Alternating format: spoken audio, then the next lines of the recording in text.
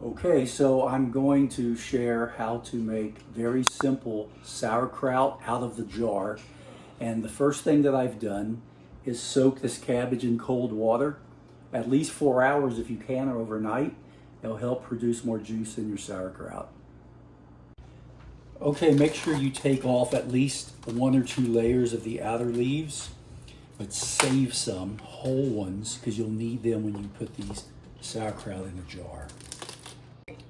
Okay, I usually cut the cabbage into chunks so that you can easily, thinly cut the cabbage. Now you want a variety: short pieces, long stringy pieces, thick pieces, very thin pieces.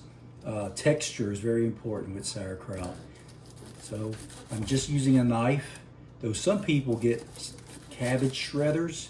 I've always wanted one. I've never gotten one. No real reason. But see the texture? That's about how you want your sauerkraut. Not too thick or thin. Okay, I use a gallon Ziploc bag, because they're light, to measure or weigh 800 grams of cut cabbage.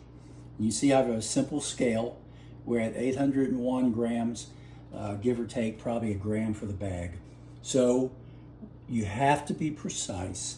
You put a tablespoon of salt for every 800 grams of cabbage. So I measure 800 grams and I sprinkle a tablespoon of salt in the bag, and then I will pour it in a large container. If you have a large bowl like this, and I'll mix it up. And then we'll keep doing it until our cabbage is completely cut and shred. But you want to make sure that the salt is spread through the cabbage. Only a tablespoon for 800 grams of cabbage. Don't play around, don't guess, be precise. If you want your cabbage to properly ferment, follow the exact measurements.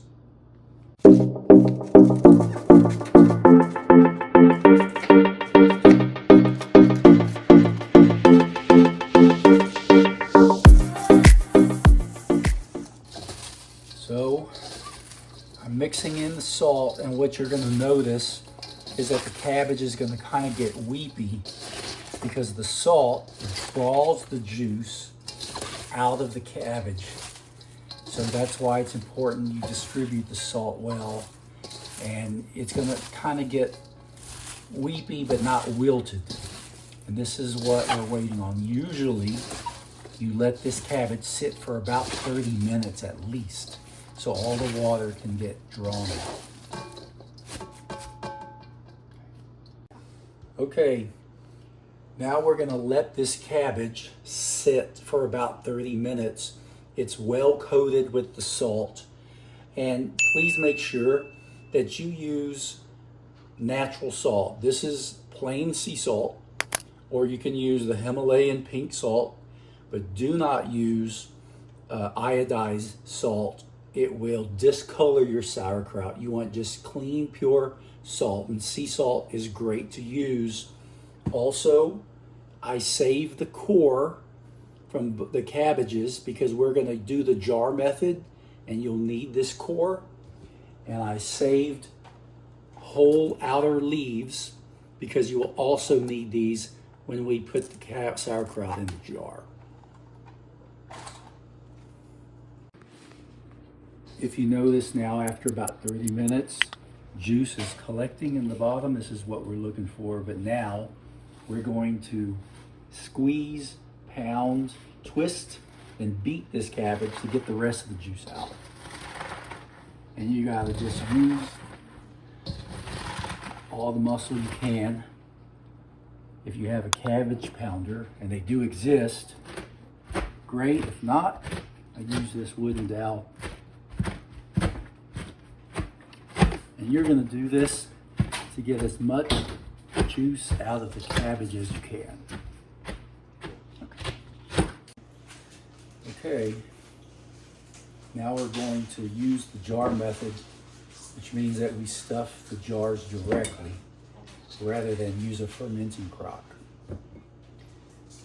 So we're going to try to squeeze all of this into one jar, and it's possible.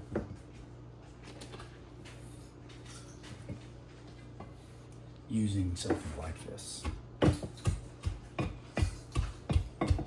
Pack it in.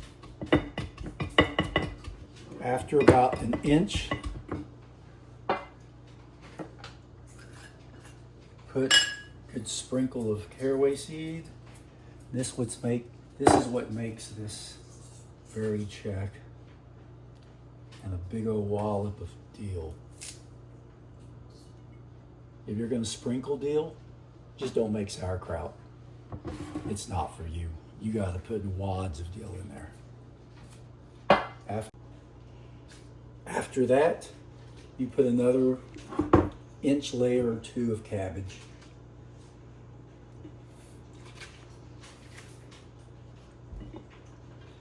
And then pack it down. And we'll do this layer of cabbage, caraway seed, and then dill to get to the top. Okay, I have juice above the cabbage line. This is where we use our leaf tops, because we're going to put this on top as a covering, because you want to keep all the loose cabbage from floating to the top. And this kind of helps keep all the cabbage underneath the water. And here's the trick. The core that we saved is now going to act as an anchor. Push all the cabbage down, at which time we will put the lid on and tighten it. And there you go. See how all the cabbage is nicely about an inch below the water line? This is how it's going to ferment. You see a few floaters, but that's no big deal. Most of the cabbage is under that leaf, pressed down, and the lid doesn't need to be real tight, just loosely tight. Okay, I have 1 3/4 jar out of 2 heads of cabbage. This one is perfect. I have the core pushing down on the sauerkraut to keep it compact, and the juices are above the cabbage. This one is the same. The good thing is more juice will come out of this, and this juice is going to rise on both of them. That's why you don't tighten these lids, because juice will seep over the sides. It's what it does when it ferments. So you'll want to put this on a plate or in a bowl so that the juices that seep over in the next few days will just seep into the bowl. But this is now in the fermentation process. We're going to wait. We'll check it in a week, 2 weeks, 3 weeks. I like 5 weeks, but I think this is probably going to be ready in 3 weeks.